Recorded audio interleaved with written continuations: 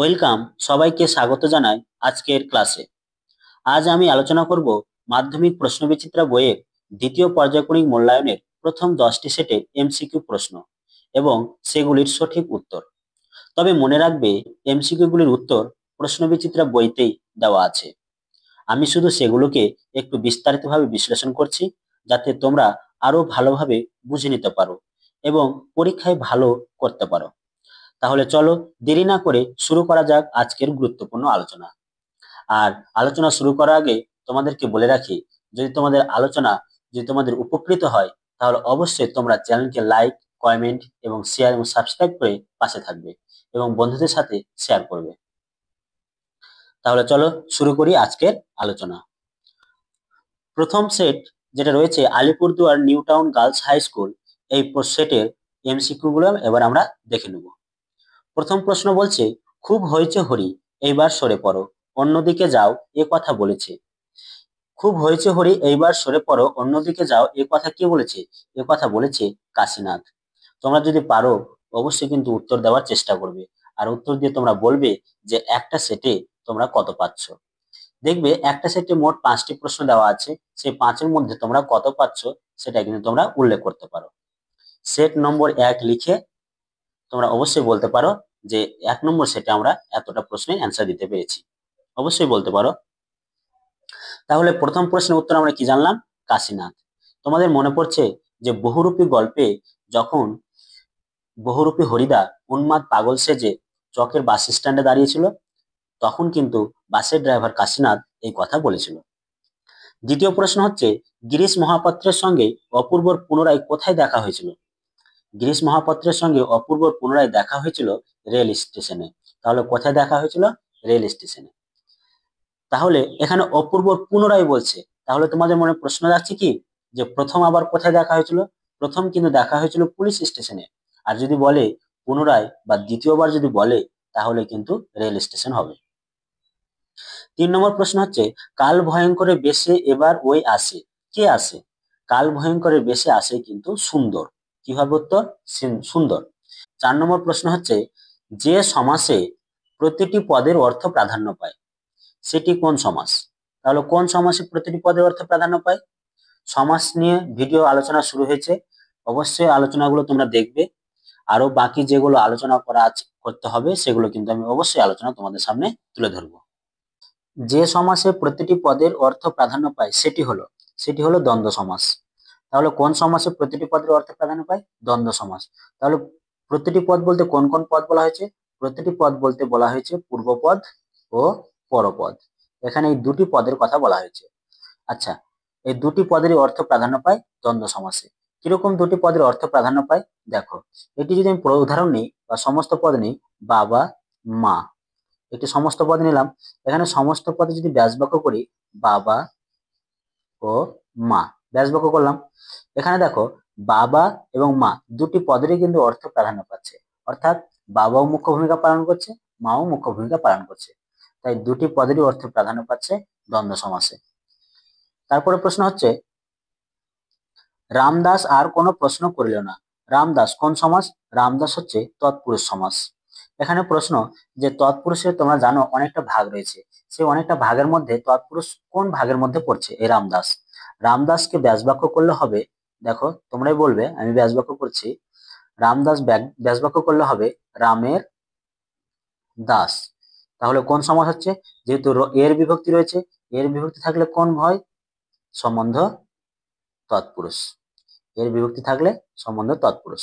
তাহলে রামের দাস, এটা হবে সম্বন্ধ তৎপুরুষ সমাসের উদাহরণ। 2 নম্বর স্কুল হচ্ছে বাগবাজার মাল্টিপারপোজ গার্লস স্কুল। এই 2 নম্বর স্কুলের প্রথম এমসিকিউ প্রশ্ন দেখো। ছদ্মবেশী অম্বুরাশি সুতা উত্তরিলা। অম্বুরাশি সুতা বলতে বোঝানো হয়েছে কাকে? অম্বুরাশি সুতা বলতে বোঝানো হয়েছে দেবী লক্ষ্মীকে। তোমরা বলতে পারো অম্বুরাশি সুতাটা কি জানছো?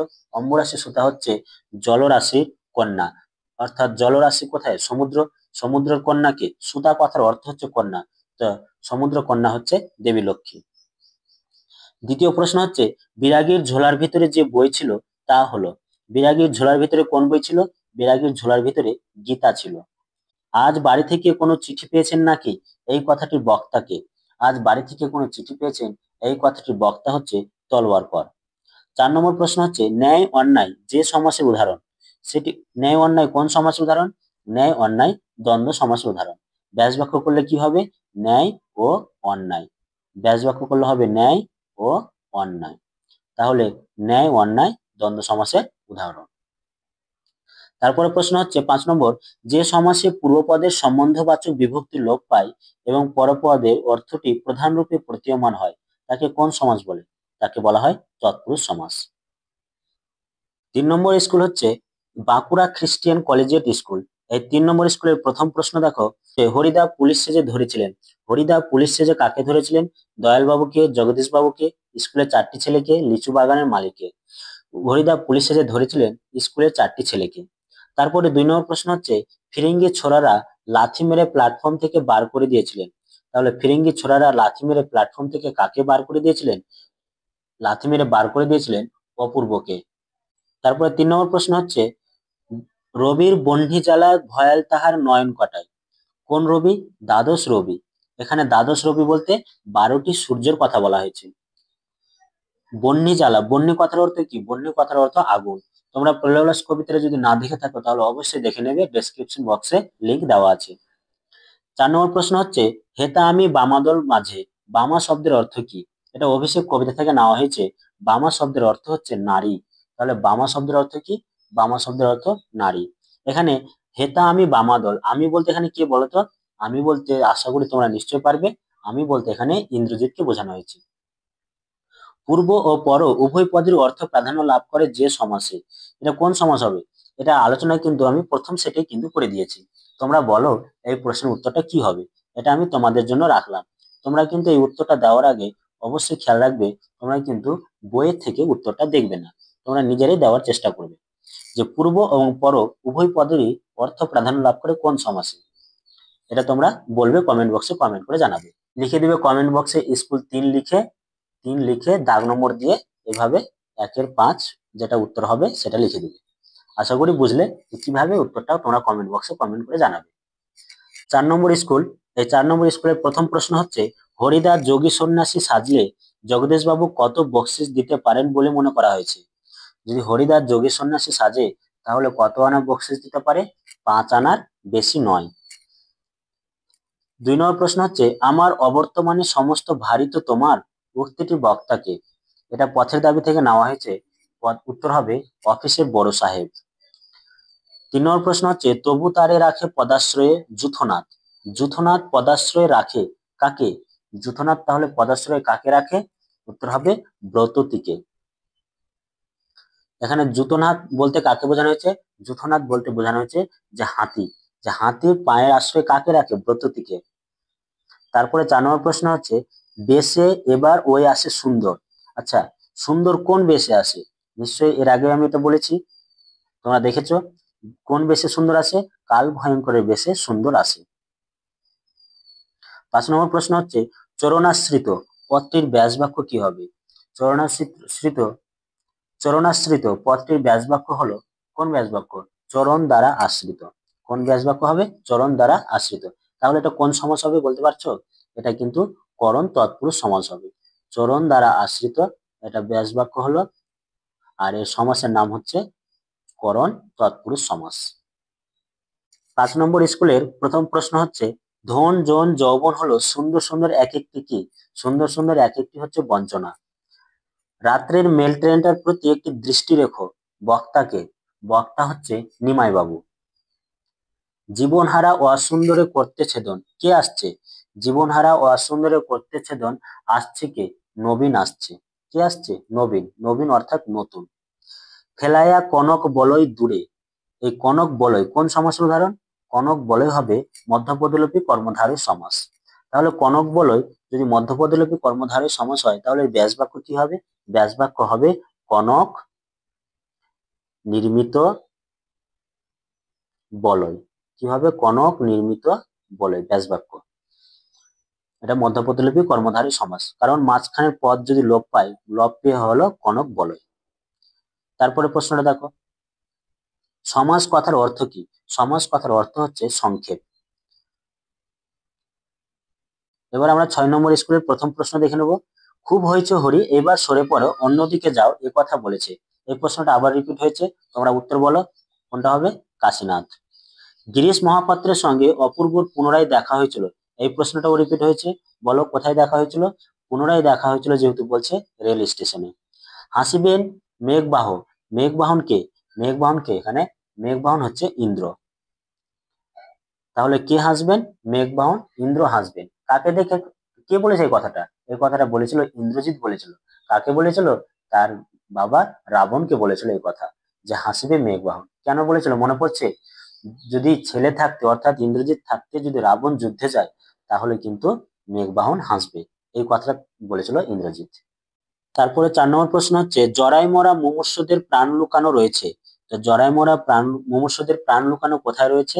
বিনাশের মধ্যে, অর্থাৎ ধ্বংসের মধ্যে। তারপরে 5 নম্বর প্রশ্ন হচ্ছে, কোনটি সমার্থক দ্বন্দ্ব বা প্রায় সমার্থক দ্বন্দ্ব সমাসের দৃষ্টান্ত নয়? এখানে কিন্তু সমার্থক দ্বন্দ্বের দৃষ্টান্ত নয় বলছে, প্রশ্নটা ভালো করে বুঝবে। কোনটা হবে 4টার মধ্যে? কথাবার্তা, হাট বাজার, ভালো মন্দ, দয়া মায়া। তাহলে কোনটা কিন্তু সমার্থক দ্বন্দ্ব নয়? তাহলে উত্তর হবে ভালো মন্দ। এখানে ভালো মন্দ তাহলে কোন সমাসের উদাহরণ, কোন দ্বন্দ্ব সমাসের উদাহরণ? এখানে ভালো মন্দ হচ্ছে বিপরীতার্থক দ্বন্দ্ব সমাসের উদাহরণ। কারণ ভালোর বিপরীত শব্দ কি? ভালোর বিপরীত শব্দ মন্দ, তাই এটা বিপরীতার্থক দ্বন্দ্ব সমাসের উদাহরণ। আর বাকিগুলো কিন্তু সমর্থক দ্বন্দ্ব সমাসের উদাহরণ। আশা করি বোঝা গেছে। দেখো 7 নম্বর স্কুলের প্রথম প্রশ্ন, আর কাউকে পায়ের ধুলো নিতে দেননি সন্ন্যাসী, একমাত্র কাকে পায়ের ধুলো নিতে দিয়েছিলেন? একমাত্র জগদীশ বাবুকে পায়ের ধুলো নিতে দিয়েছিলেন। বুড়ো মানুষের কথাটা শোনো, বুড়ো মানুষটিকে? বুড়ো মানুষটি হচ্ছে নিমাই বাবু। তাহলে বুড়ো মানুষটিকে? বুড়ো মানুষটি হচ্ছে নিমাই বাবু। তারপরে প্রশ্ন হচ্ছে, তাই আমি জাগানো অকালে, কাকে অকালে জাগানো হয়েছিল? অকালে জাগানো হয়েছিল কুম্ভকর্ণকে। কে জাগিয়েছিল? রাবণ রাজা জাগিয়েছিল।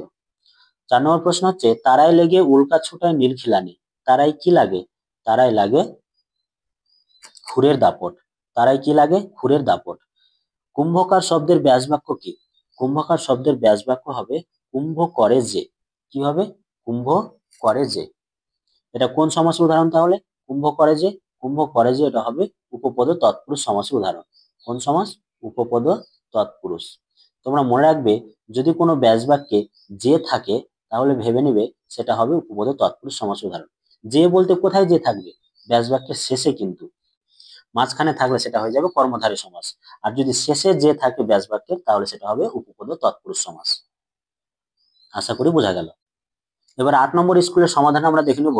প্রথম প্রশ্ন হচ্ছে, বাইজির ছদ্মবেশে হরিদার রোজগার হয়। তাহলে বাইজির ছদ্মবেশে হরিদার কত রোজগার হয়েছিল? 8 টাকা 10 আনা। কত হয়েছিল? 8 টাকা 10 আনা। 2 নম্বর প্রশ্ন হচ্ছে, উল্কা ছুটায় নীল খিলানে। নীল খিলান বলতে কি বোঝানো হয়েছে? নীল খিলান বলতে বোঝানো হয়েছে আকাশকে। 3 নম্বর প্রশ্ন হচ্ছে, পলিটিক্যাল সাসপেক্টের নাম কি ছিল? পলিটিক্যাল সাসপেক্টের নাম ছিল সব্যসাচী মল্লিক। সমাজ শব্দটির অর্থ কি? এই প্রশ্নটা এর আগেও আমি পেয়েছি, তাহলে বলো তোমরা কি হবে এই উত্তরটা। সমাজ শব্দটির অর্থ হলো সংক্ষেপ করা। সাধারণ ধর্মবাচক পদ কোন সমাসে দেখা যায়? সাধারণ ধর্মবাচক কর্মধারয়, বহুব্রীহি, দ্বন্দ্ব, অব্যয়ীভাব। বলতো কোন সমাসে দেখা যায় সাধারণ ধর্মবাচক? কর্মধারয় সমাসে। কোন সমাসে? কর্মধারয় সমাসে। 9 নম্বর সেটের প্রথম প্রশ্ন হচ্ছে, হৈমবতী সুতো যথা নাসিতে তারকে। হৈমবতী সুতোকে? হৈমবতী সুতো বলতে এখানে কার্তিককে বোঝানো হয়েছে। তাহলে হৈমবতী সুতো বলতে 9 নম্বর স্কুলের প্রথম প্রশ্ন হচ্ছে, হৈমবতী সুতো যথা নাসিতে তারকে। হৈমবতী সুতোকে? হৈমবতী সুতো বলতে এখানে কার্তিককে বোঝানো হয়েছে। দ্বিতীয় প্রশ্ন হচ্ছে, অট্টরোলের হট্টগোলের চরাচর। তাহলে অট্টরোলের হট্টগোলের চরাচর কেমন ছিল? স্তব্ধ ছিল, অর্থাৎ চুপচাপ ছিল। এইসব ভাষা কি হরিদার মুখের ভাষা হতে পারে? উক্তিটির বক্তাকে? উক্তিটির বক্তা হচ্ছে অনাদি। তাহলে এই কথাটি কে বলেছিল? এই কথাটি বলেছিল অনাদি। দুজন বন্ধু নৌক আসার কথা ছিল, কোথা থেকে? এনামজাং থেকে। তাহলে দুজন বন্ধু নৌক আসার কোথা থেকে ছিল? এনামজাং থেকে। উপমান কর্মধারী সমাসের পূর্বপদটি হলো। তাহলে উপমান কর্মধারী সমাসের পূর্বপদটি কি? বিশেষ্য, বিশেষণ, সর্বনাম, অব্যয়। কোনটা উত্তর হবে? নিশ্চয় হবে উপমান কর্মধারী সমাসের উদাহরণ হবে প্রথমে পূর্বপদটি বিশেষ্য। 10 নম্বর স্কুলের প্রথম প্রশ্ন, তোমার চিন্তা নেই ঠাকুর। ঠাকুর বলতে কাকে বোঝানো হয়েছে? ঠাকুর বলতে তেওয়ারিকে বোঝানো হয়েছে। আশ্চর্য হয়েছি, একটু ভয়ও পেয়েছি। হরিদার যে রূপ দেখে বক্তার এমন দশা হয়েছিল তা হলো, এখানে কোন রূপ দেখে বক্তার এমন দশা হয়েছিল? বিরাগী রূপ দেখে। তো তোরা সব জয়ধ্বনি কর, কবিতার বাক্যটি ব্যবহৃত হয়েছে, এই তোরা সব জয়ধ্বনি কর কতবার ব্যবহৃত হয়েছে? কথাটি 19 বার ব্যবহৃত হয়েছে। মধ্যপদলোপী কর্মধারী সমাস উদাহরণ কি? শ্বেতপদ্ম, হাত ঘড়ি, সুলপানি, কাগজপত্র। কোনটা উত্তর হবে? উত্তর হবে হাত ঘড়ি। তাহলে এর ব্যাস বাক্য কি হবে? হাত ঘড়ি, হাতে বাঁধা ঘড়ি, হাত ঘড়ি। পুরুষ সিংহের ন্যায়, ব্যাস বাক্যটিতে উপমান কি? ব্যাস বাক্যটিতে উপমান হচ্ছে সিংহ। তাহলে পুরুষ সিংহের ন্যায়, ব্যাস বাক্যটিতে উপমান হচ্ছে সিংহ। এই ছিল প্রথম 10টি সেটের আলোচনা। তোমরা বইটা ভালোভাবে পড়ো, উত্তরগুলো যাচাই করো আর ভালো ফল করো। ভালো লাগলে লাইক, শেয়ার, সাবস্ক্রাইব করতে ভুলবে না।